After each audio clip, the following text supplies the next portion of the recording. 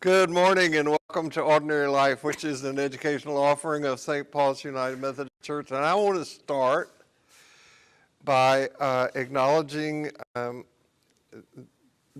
indispensable role that Holly Hudley has played the last year in doing Ordinary Life, and certainly this week, because my computer died. And I had to do everything on my iPad, and I couldn't have done it without you. I'm just going to say, nice recovery, Bill. Thank you. And you're welcome. And it's been a pleasure. I really am grateful. We are having good registration. I want to say this, get this up.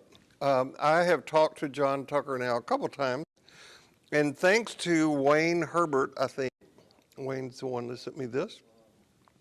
Got a link to a sermon that John preached a few years ago that's on YouTube about the Bible, indispensable and timeless, or dispensable and timeless, something like that. It's about 20 minutes, and it's very good.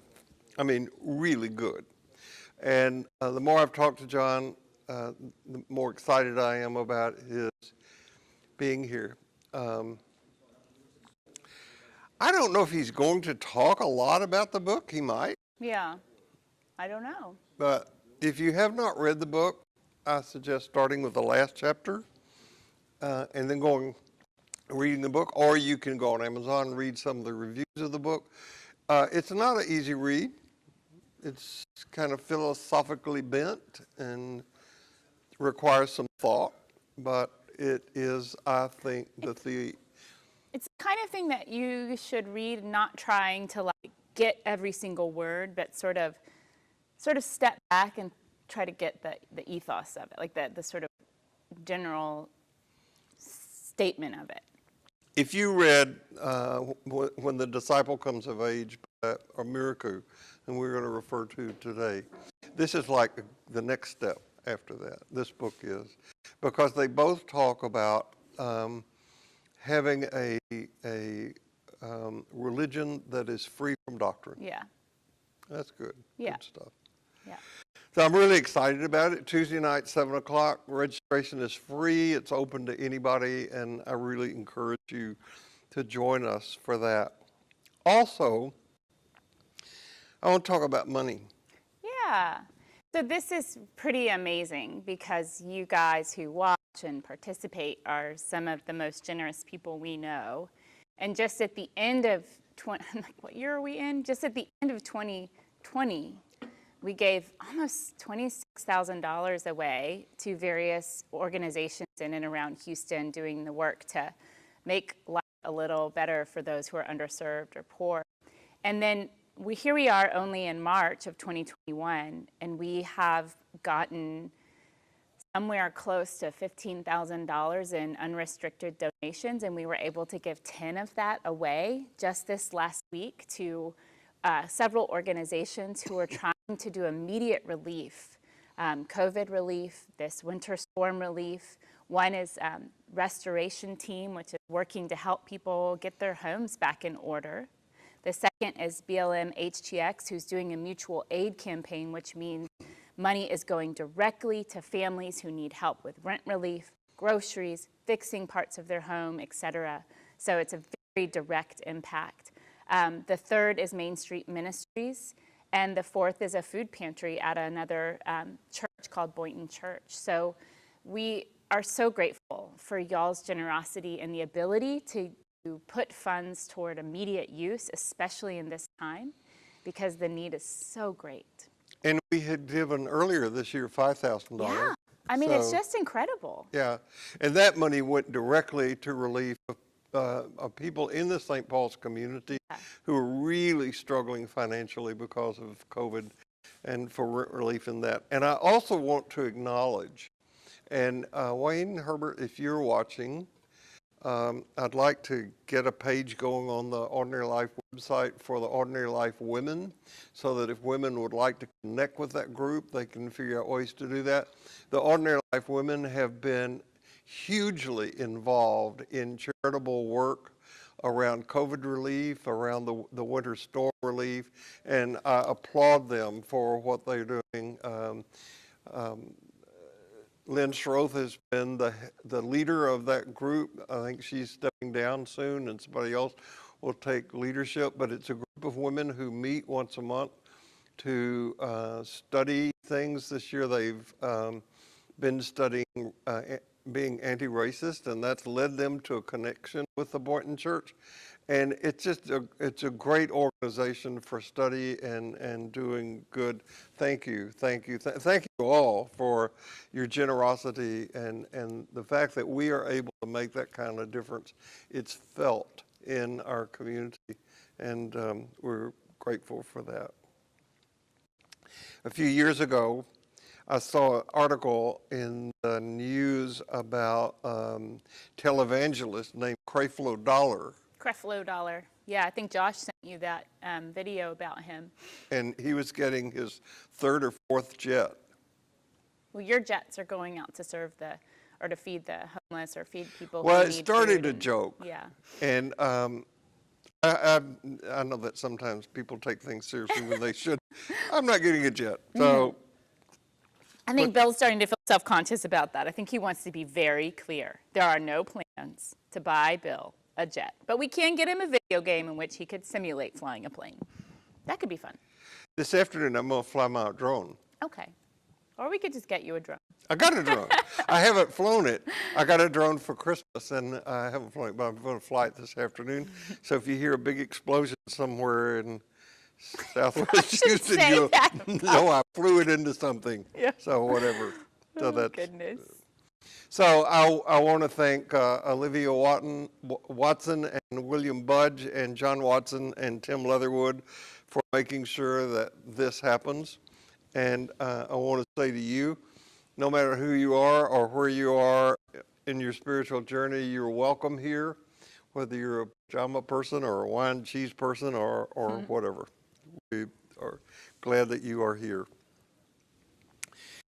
So one of the goals that we have in offering these teachings is to help each of us bring enlarged lives and living into an ever-enlarging understanding of ourselves and of others and of the world in which we live. That's what we get a chance to do when we wake up every morning, is to figure out how to enlarge our own lives and to bring that enlarged living into the world. I think this is what Jesus did in his teachings, which we're going to continue to talk about, but I'd like to begin talking a little bit about us first.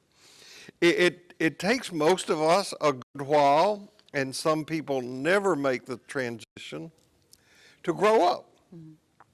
One of the reasons I like the last 2 or 3 books that Daramuda Murka has written is that they're all about this primary commitment of growth. When the disciple comes to age, what it means to have a mature spirituality. And there's some people who never psychologically, emotionally leave home. I can look back and see that my own parents had little awareness of the things that we do now, little awareness of the unconscious, of its power in our lives. That information simply was not available to them, and they lived with the fears and pressures that came out of their families of origin. I had the privilege a number of years ago, many years ago now, to bring my parents to Houston for an intense week of family therapy. And it was just amazing to me what I learned in that time that I'd never known before. How my parents met, their early years of marriage, what struggles they had, what secrets were kept, because one of the rules, at least in the family where I grew up, is that we didn't talk. We didn't talk about things that really mattered. So it was a very, very interesting thing. I spent my early years, as I suspect most people in our demographic do, in a context of immensely conflicting messages. The church where I was taken talked a lot about love of God and how God loves all the little children of the world. Black and yellow, brown or white, they are precious in his sight. We sang that song on a regular basis. But at the same time, the dominant message in the culture was fear of other and profound racism. The message of our recent history in this country has been an appeal to the good old days. Now, what is longed for in the good old days are not really the days when polio was a real possibility and there was no penicillin, but there was a certain kind of certainty that kept people feeling safe with fixed categories of belief and behavior. So my psychology training has taught me that people generally make one of three choices in dealing with their formative years. First, we repeat what we saw and experienced. Second, we swear never to be anything like what our parents were or what we grow up with, which of course only binds us more tightly to those people, beliefs, and behaviors. Or third, we seek to fix the problem. The most common thing we do is the first. And especially since we are young and in need of security, that makes a lot of sense. We choose the familiar. We choose what we grew up with. There is a saying, he who never travels thinks mother is the only cook. And that's true. When we travel, we move into another and a larger world. And this is when the values of tribalism are transcended and new life comes to a person or to a group. I've used this personal example before, so those of you who've heard it, please forgive the repetition. But I grew up knowing that if my mother and father had gone to a different church, if I had been born into a different country, country, that I would be that. I would be in that church, I'd be in that country, and that would feel okay. But I lucked out. I got born into the doctrinally correct church. We were the one that was right more than all the others. I got born into the right country, not only just the right country, the right part of the country, the right state, because we had the correct food, we spoke with the correct accent, we had the correct beliefs and mores. When I had my first interpersonal relationship group, IPR group, in my clinical training, I discovered that every person in that group, there were no women in my training group at the time, but every guy in my training group who had come from all over the country, some from other countries, who had very different religious persuasions, some had no religious persuasion at all, they felt exactly the same way about their background as I felt about mine. And of course, over the years, the wider I've traveled, the more I've seen the truth of this. We were traveling in Turkey once, and the woman who was our tour guide that day had gone behind the bus to smoke a cigarette. Mm-hmm. And I went with her. Not to smoke. To smoke your cigarette. But just to talk.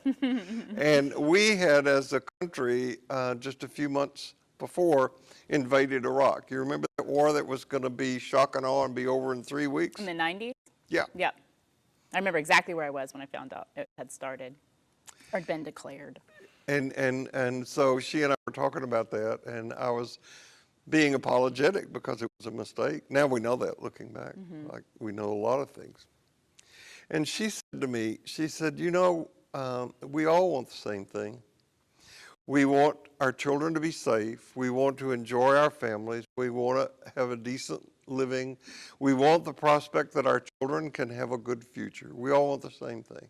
Everybody. Mm-hmm. It's the politicians who mess things up. Mm-hmm. And I thought, there's a lot of truth in that. Yeah.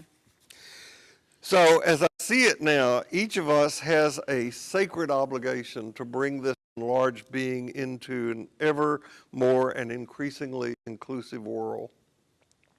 And this is what the teachings of Jesus were about. He called people out of their current understanding of what defined them into a larger and more inclusive world.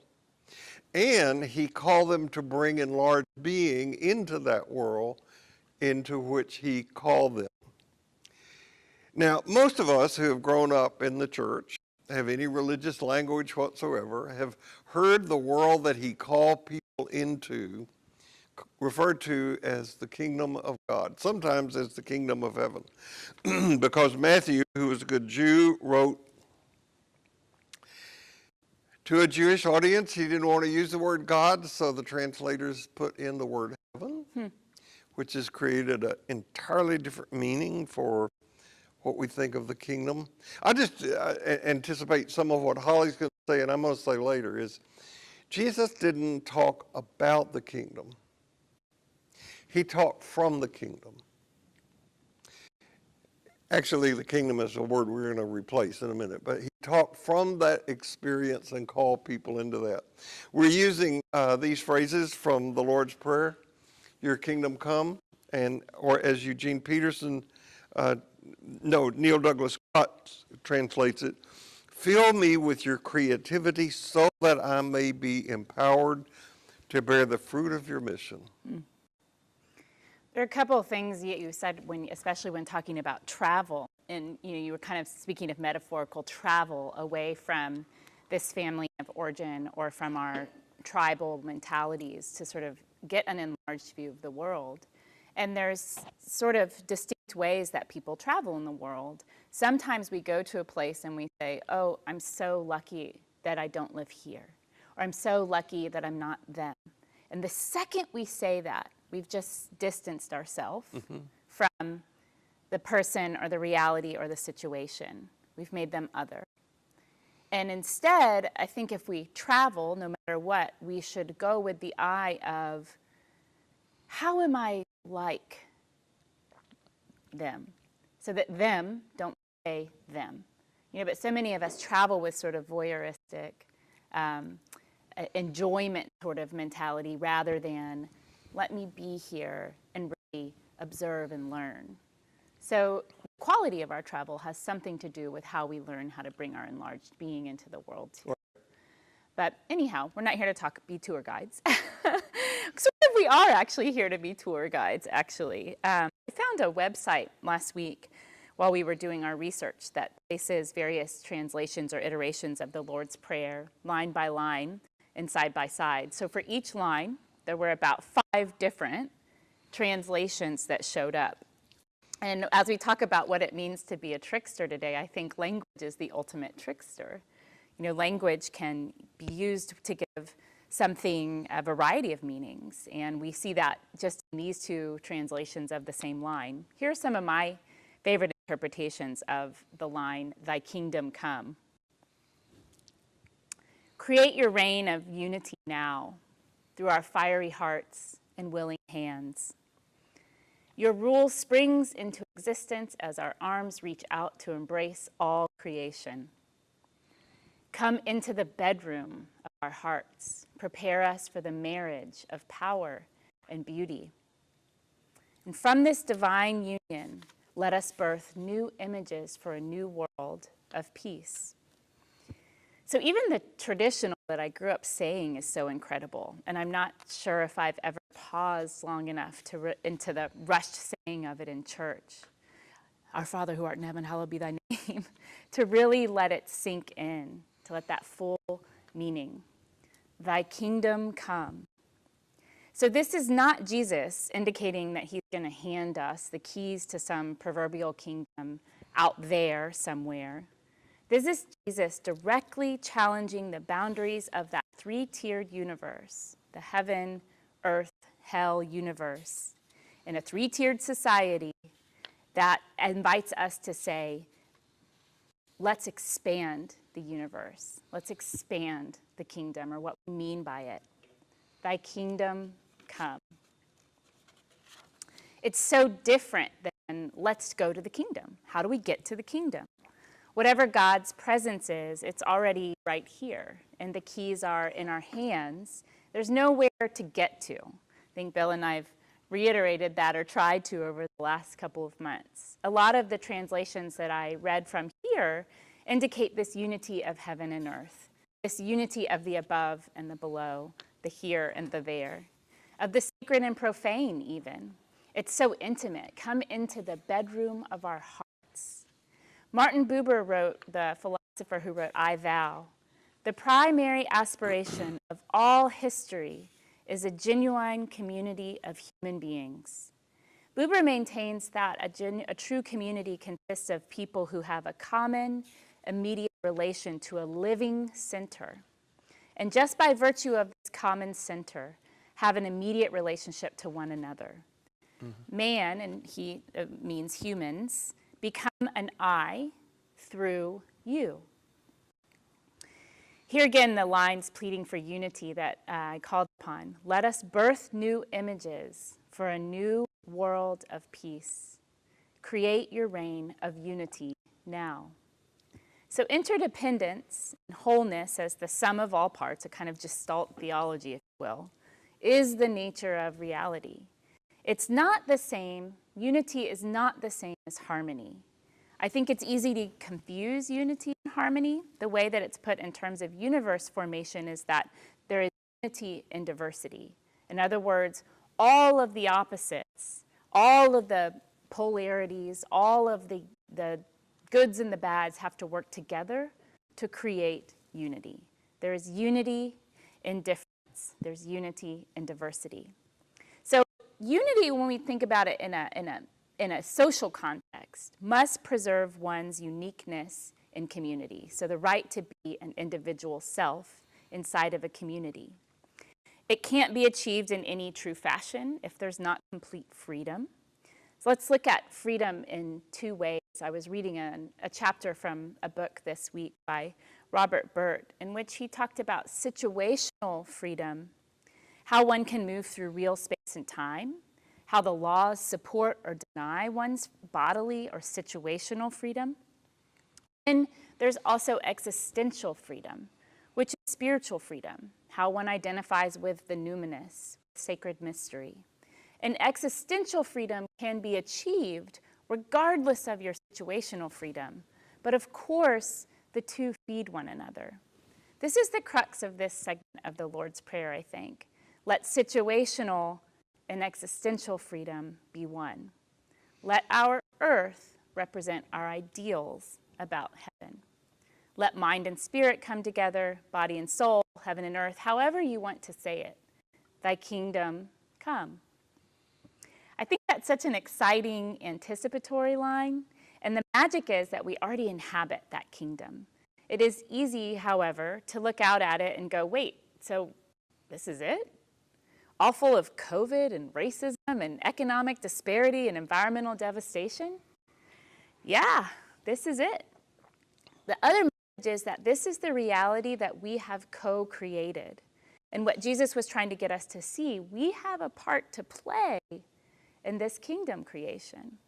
We have a say in how it turns out. We need some radical reimagining here. There's no blueprint for this kingdom on earth, what we want to recreate or reimagine, because it's not a stone castle with a mighty fortress. In fact, it's not a place at all. It's an idea and a way of being.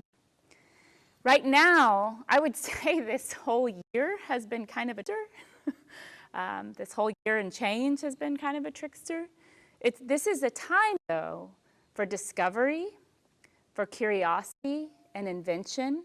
It's a time for re-envisioning what we mean by community, society, and even democracy, so that we may call into being a kingdom of more complete human belonging. This is both extremely hard and incredibly easy. We already exist in this way, in the mystery, but we need to open our eyes to what is hidden there. Have you ever watched a spider weave its web? I have. Yeah, I was on a program not too long ago in Northern California, which involved camping outside for a week and really just immersing in nature and listening to the messages of nature. And I watched what I think was an orb spider weave its web for over an hour. I just sat and watched it. How does it know how to do that? How can it make something so incredible and so intricate with such ease? I think because it lives and moves and has its being in its spideriness. It doesn't resist its own nature. It just is. This is what we find when we lean into the soft ground of our being, as we talked about last week. We find ourselves inhabiting the way of being human. We find our humanness. And when we find our humanness, it's often thankless. No one thanks the spider for making its web, least of all its spider babies. And even more often, we don't live long enough to see sort of the fruits of our human efforts, the fruits of our labors. I think it was Howard Thurman who tells the story about an old man planting a pecan tree, and he said, "Why are you planting that tree, sir? You won't live long enough to eat from it." And he says, "All my life, I've been eating from trees that I didn't plant." And that's our humanness. What are we planting for our future generations?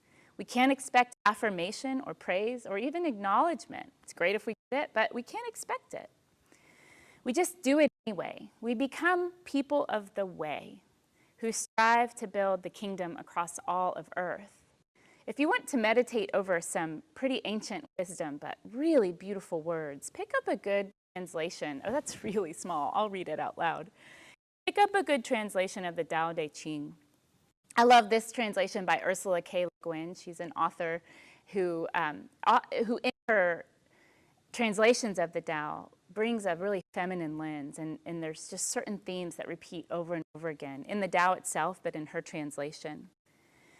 Tao number 15 describes the ancient people of the way, and I'll read it here. Once upon a time, people who knew the way were subtle, spiritual, mysterious, penetrating, and unfathomable. Since they're inexplicable, I can only say what they seemed like. Cautious, yes, as if wading through a winter river. Alert, as if afraid of the neighbors. Polite and quiet, like house guests. Elusive, like melting ice. Blank, like uncut wood. Empty, like valleys. Mysterious, yes, they were like troubled water.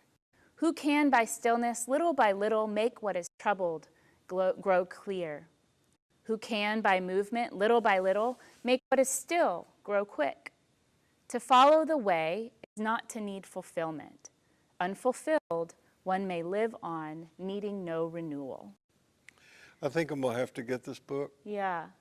It's a really great translation, and she has captions underneath that sort of explain where she was coming from. You know, I bought that book of prayers that you have used from the Ireland community. The Kerley, Yeah. community. Yeah, it's a beautiful one too. Yeah, I really like it. I actually have one in our talk today from that book.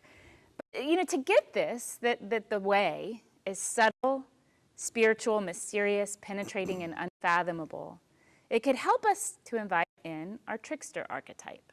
How can we be all of these things at once? The trickster is mischievous and left unchecked can be malicious. But if the trickster is incorporated and listened to, then it challenges conventions and rules, it's capable of forward thinking, and is highly intelligent. Going way, way back, you could say that the snake in the Garden of Eden was often thought of as the malicious trickster. But I think a different look at it could also be, instead of being the cause of Eve's downfall, that the snake was the giver of insight and wisdom. The tricksters possess what we call crazy intelligence. You know, those ideas that seem a little bit dangerous that we should not talk about in polite company, but they're also just crazy enough to be possible. I don't know, something like, the kingdom of heaven is actually here on earth. Or, the universe is expanding in all directions all the time.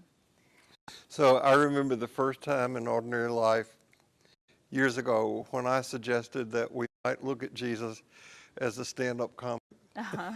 And several people went like that. Wait, I thought I was supposed to take him seriously. Well, that's the way the trickster works, right? So I want to start at the end and come back and see how our thinking is being influenced by this notion of embracing the inner trickster and seeing Jesus as an archetype for that, okay? So remember I said Jesus didn't speak about, but from the kingdom. That's the way to change your thinking.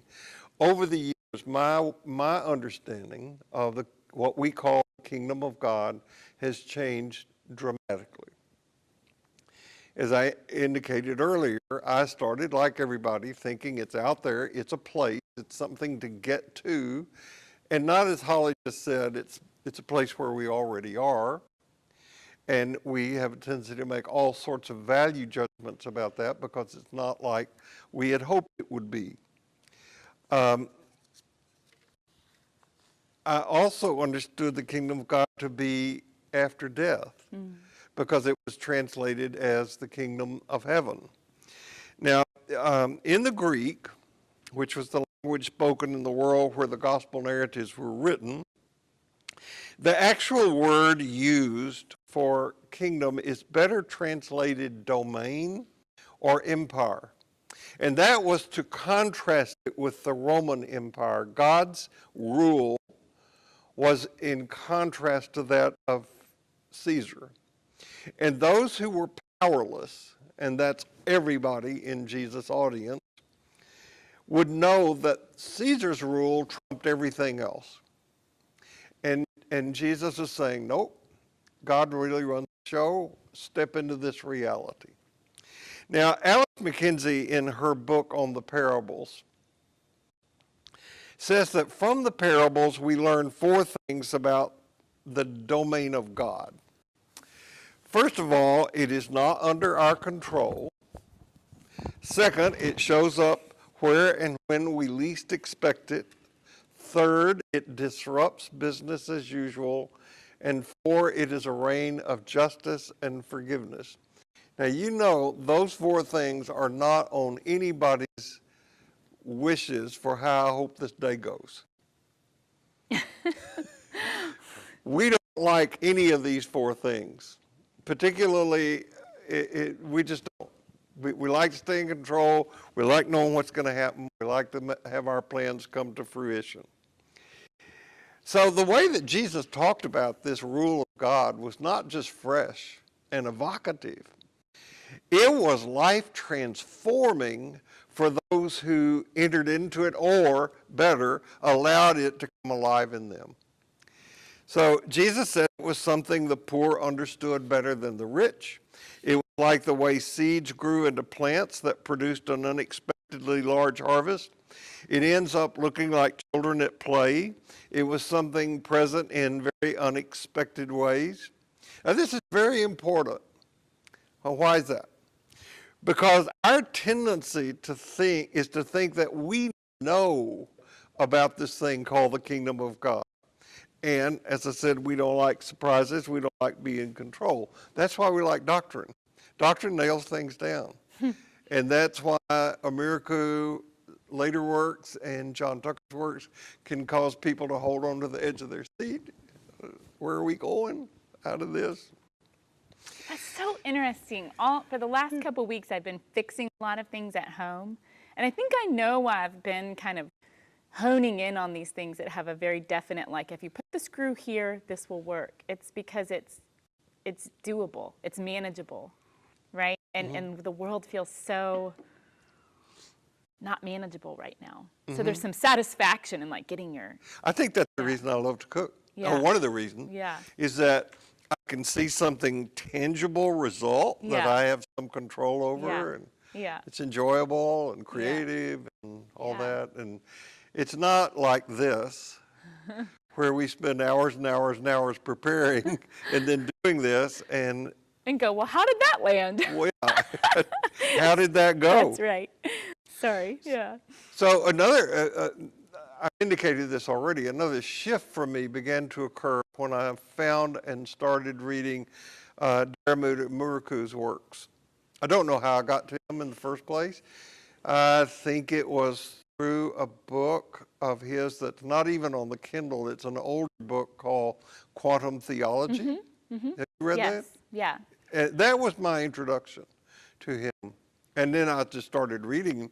He's a very prolific writer, and we're trying to get him to do a webinar with us.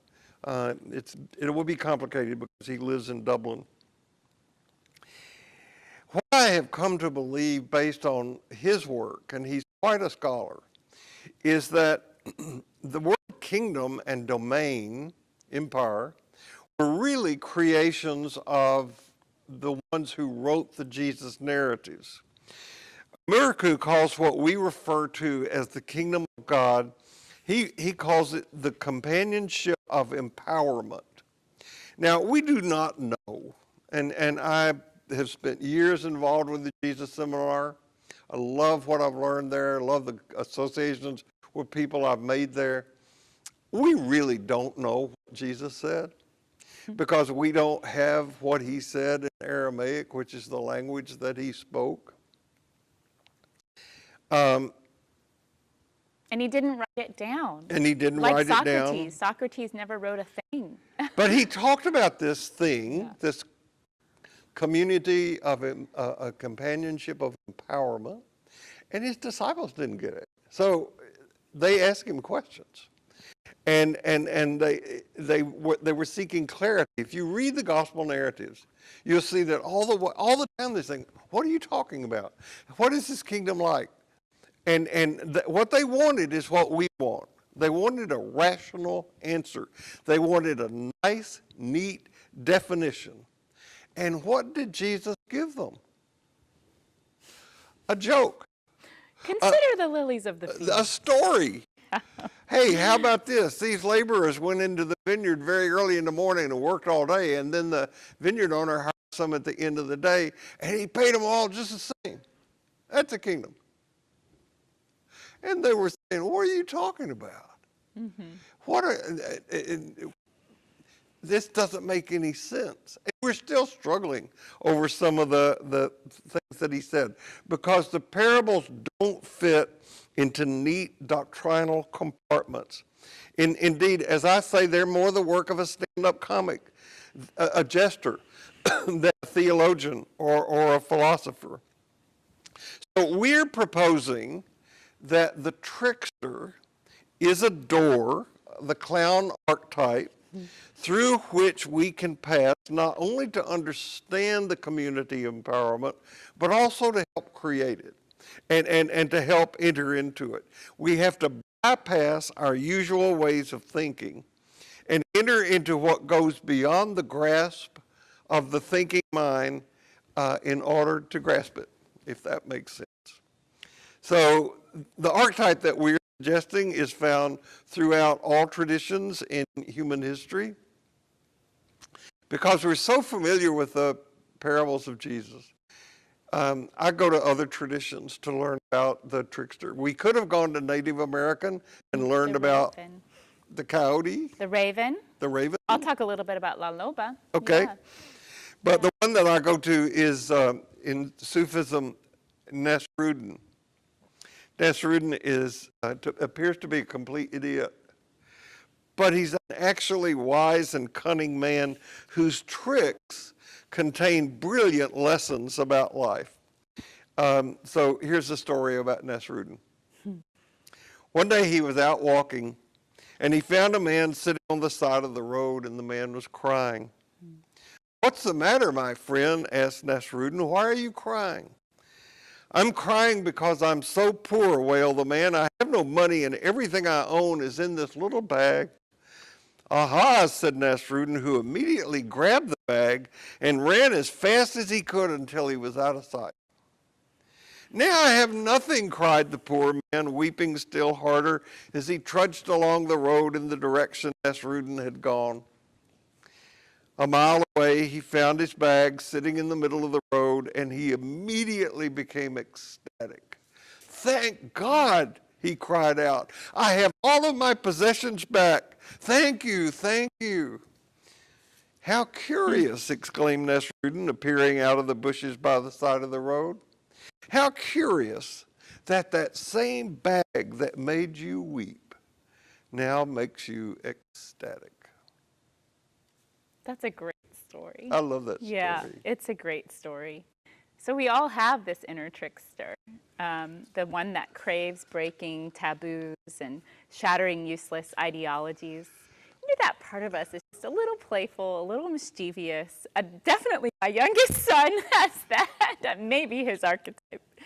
If we ignore it, we get absorbed by superficiality and deny ourselves that playfulness. We become rigid or fearful. The power of the trickster is in his or her ability to help us question life embrace uncertainty, and become receptive to seeing what is. That's why I referred to maybe this last year as the trickster. We've been shown a lot of what is. If we deny this expansive part of us, we get wily and fearful, full of ego, which tries, however fruitlessly, to stave off pain and suffering, what John Tucker refers to as absolute grief. So our ego will fail us in that way. The trickster at its best helps us to integrate pain and suffering and create it into something new. So often the trickster is associated with male energy, a solo figure who wanders alone. But let's recall this person, who I'm betting everyone knows, Lucille Ball of I Love Lucy. I used to watch the reruns when I was little. I'm sure you grew up watching it to some extent. On the one hand, she plays this part of a homemaker, wife and mother, traditional roles for women of her era.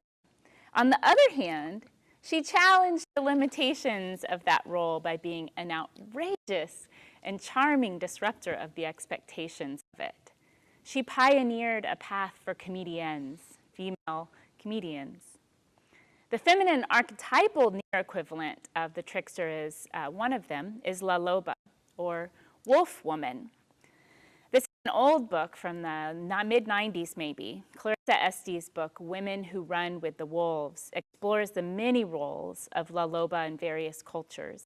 She is la que sabe, the one who knows, the feeder route to an entire instinctual system. She is in many ways an endangered species who has been driven to the margins. The margins, however, are not a place of victimhood and disappearance, but a place of resistance and expansion. The margins further the edges of God's kingdom. And La Loba teaches us to call up the psychic remains of the wild trickster soul and sing her into vital shape again. Did you paint this? No, I found it as an illustration of La Loba. I thought it was so cool. It is really cool. The mandala and the woman shape-shifting kind of. The trickster's a shape-shifter. I mean, she really is. I did do this painting, however, a couple years ago. And it started out so different than it is. It has an entire story that goes along with it. And underneath this image are about 7 other layers that look nothing like this image, based on intense dreams, and ended up being this wolf and a rabbit as the final product. And the wolf is howling Luna moths into existence. I wrote this creation story to accompany it, based on the 7 days of creation in Genesis. And it would take far too long to read. In short, it's about recovering the broken parts and reassembling them into something new. It's about co-evolution, how the things we perceive to be bad actually help us evolve into something better. This essentially is what the trickster can help us do. And she will have fun while doing it. I'm going to offer just this little segment, a little parable to sum up how I see this painting. This is from day 6 of my writing. I cannot talk about motherhood without also talking about the wolves. I cannot talk about the wolves without talking about a dream. I had a single recurring nightmare throughout childhood of being chased by a wolf in human clothing. She wore red pants and a yellow shirt. She stood upright on hind legs but ran on all 4s. This is, of course, absurd. The wolf, however, was entirely real to me. In every dream, she appeared friendly at first, smiling like your dog does with that big opened mouth grin. And in every dream, I would speak to her, kind of wary of her kindness and poised to run when she gave chase. There was a moment when I thought, maybe this time will be different, but I was always wrong. She always chased me through the woods and through grass, and every path and every dream led to a clearing. She never tired of chasing me. In the clearing, I would sometimes wake up with my heart pounding, and once I came upon a light, like one of those old-fashioned street lamps. It lit a tall wire cage full of those marbled beach balls. I remember as a kid seeing those cages of beach balls in Target, stores like that. And I dove into this cage, and I left the wolf stunned and confused. I had won the chase this time.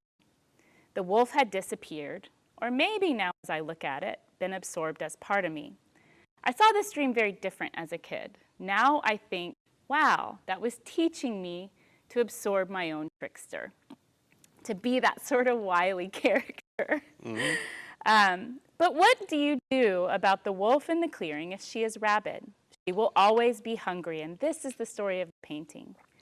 Thirsting for blood of smaller creatures. Do we call the bear down for a paid assassination? Do we throw up the white flag, relinquishing the game? Eventually, Rabbit, who has become more sly and cunning by being chased, cuts a deal with the wolf. Wolf says, I will not give you a head start, but I will make you faster. Rabbit replies, as I become faster, so you will too. All your senses will sharpen, your sight, your smell, your hearing too. But I will not let you catch me. I will get better at hiding. And so it went. Wolf works harder to catch her prey, and Rabbit gets stronger, faster, and better. Locked in this eternal loop, they will never not need each other. There are moments when Rabbit and Wolf marvel at the not-so-lengthy thread connecting them, and Wolf will stop to sing her song. Rabbit will stop to listen, and out from her open mouth pours the moon. Ow! That's in my story. All creation begins again. Sometimes I'm the rabbit, sometimes I'm the wolf, and still others, I am the moon hanging low, pregnant with her soundless song. So in this context, sitting here today, as I said, I could interpret the wolf in my dreams as the trickster, that wild essence of my own soul, inviting me to play, but of whom I was also afraid. She becomes rabid when she's ignored. She chased me when I ignored her. Trickster is a shapeshifter. She moves through her embodiments of the moon and the moonimals and the rabbit and the wolf. And she teaches us that we can be both soft and strong, playful and serious.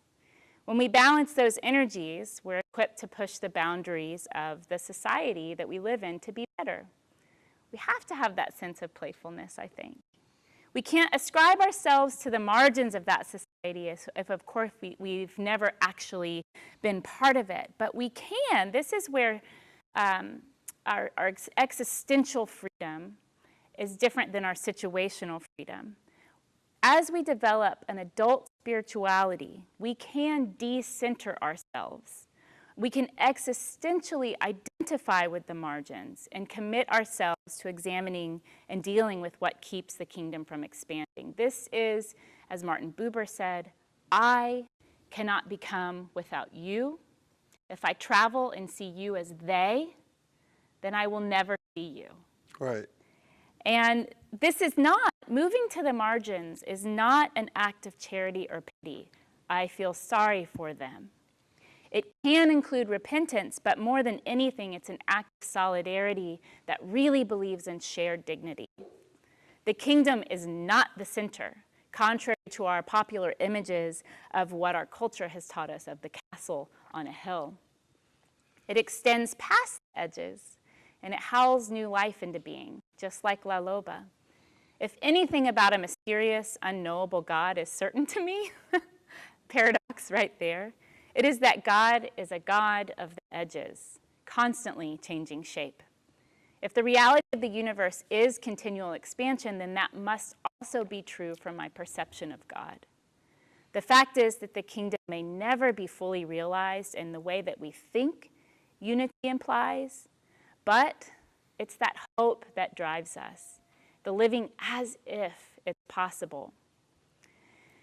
I was thinking about in between, I've never taken this much time with the Lord's Prayer, really going line by line. In between each line, there's also this space. There's a space for breath, space to let the words kind of tumble over you. And in that space, there's a whole nother prayer that enters in.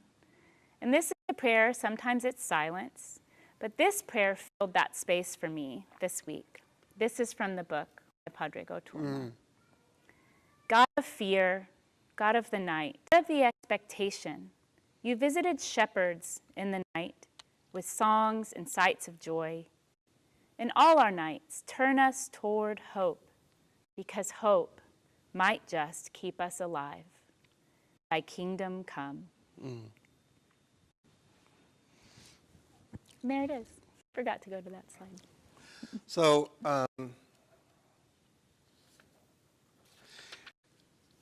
I want to talk about your dream just a second. Yeah. It was delightful to hear that dream. And of course, I read it as we were working this week. But the hardest thing to do in interpreting a dream is to get it that the dream exists to teach the ego something. And so when you were young, your ego was in flight from this part of yourself. And as you had a reconciliation in the dream, you entered into a field of playfulness in order to get to kind of absorb what that energy was. Yeah. It's a beautiful dream. It's funny, just writing it this week, reusing that passage, how I wrote that story a couple of years ago, I saw it differently. As we're working on the trickster archetype, that's what that is. She just was inviting me to go, hey. Yeah, when we're being chased by something in a dream. Robert Johnson said, in active imagination, re-enter the dream and stop and say, what do you want to tell me? Well, yeah, of why are course you I didn't here? know that when I was 5, Of course 6, not. 7. Of course not. I'd love to have that dream again today and just go, what do you have to tell me? Yeah. Well, you can have that dream in active imagination. Yeah. And I want to say, and I know that people take offense at this, but I want to say that one of the ways that tricksterism plays in every culture is through punning. Yeah. Yeah. And I think, it's going to sound judgmental because I love puns. I think it's the way children learn language, by the way, through punning. But I think that people disdain it because it does turn things upside down. Right. It changes the rules and, Yeah, that's so funny. Today, Josh said to Evan, I don't even remember about what, he goes, well, that way, son, you can kill 2 birds with 1 stone. And Evan goes, I don't want to kill any birds. And, but learning how to interpret language. Yeah. Yeah. Yeah. Yeah. I have a lot of trickster in me. Oh, really? I just never would have guessed, Bill. Now you're being sarcastic. Sarcasm is another form of trickster. One of the ways that trickster archetype can function is to help get us out of duality. And that's what Jesus did. He was a non-dual teacher, and that's why he didn't answer questions directly. He told stories. He pulled people into another way of thinking. And if we keep living in this divisive world of one group against another, one being right and the other being wrong, I've got the truth and you don't, we're never going to experience peace. We'll always blame and condemn the other side, all the time not recognizing the ways we are complicit in how things are the way they are. We have to work on ourselves. We have to bring enlarged being into the world. That's our job. To grow, to have a commitment to growth at every level of our lives. We have to figure out ways to work with others, especially those whom we condemn. Somewhere in her writing on her website, Ilia Delio gave an example of somebody who was trying to work to bring reconciliation in the Middle East. And they got Israelis and Palestinians who played music together to create an orchestra. They played music together. That transcended. There was another way to think about that. A number of years ago, in trying to assist my clients, especially in coming to terms with combative relationships, we talked about the parent-child relationship, or with other family members, I came up with a process that I call doing judo. Doing judo, in contrast to pugilistic fighting, is taking the energy of someone and just pulling them on over. And I want to credit a particular client. I have permission to do this. That happened years ago. And a friend of mine, Don Williamson, who died last year, with really helping me understand what doing judo is like. It takes work to learn how to do judo. I'll give you an example that I got from my client. She had in-laws who were explicitly and abusively racist. And she did not want her children to be influenced by the comments the grandparents might make in the children's presence. So she got to the point of refusing to allow them to be with the grandparents unless she was present. And even then, the grandparents would occasionally say something that was racist. And she had a way of dealing with it, which I call doing judo. So one of the grandparents said something explicitly racist, and she said, Henry, that sounded racist. I didn't know you were racist. Are you racist? Yeah. Stopped them dead in their tracks. Yeah. An example, somebody years and years ago, when I began deconstructing teachings about the Bible, came up to me after class one day and said, I get it. You don't believe in this, and you don't believe in this, and you don't believe in this. Just let me ask you this. If you were to die tonight, what would happen to your eternal soul? You told me this story. And I said, if I died tonight, my soul's going to be where it is right this moment. In the Sacred Heart of God. Where could I go? That's judo. That's not being argumentative. It's not being defensive. It's not even being reasonable. And that is a way to stop some of the divisiveness that is going on. Now, although, and I want to say Jesus did this a lot. And doing judo is not being passive, by the way. Jesus was not passive. He was just nonviolent. And there's a difference between those two. Those are radically different things. We talked about this when we were going through an earlier part of the Sermon on the Mount. You're familiar with sayings that come from part of chapter 6, I believe, where Jesus said, if someone strikes you on the cheek, turn the other cheek. If someone demands your cloak, give him your outer garment, give him your inner garment as well. If a Roman soldier compels you to walk a mile, walk 2 miles.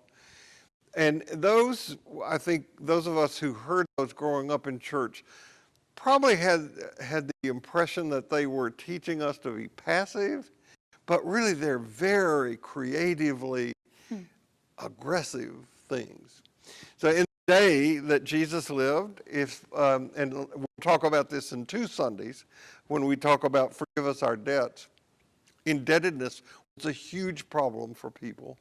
Most people were poor. They didn't have enough money to get around. So if they borrowed money, it was easy not to be able to repay it.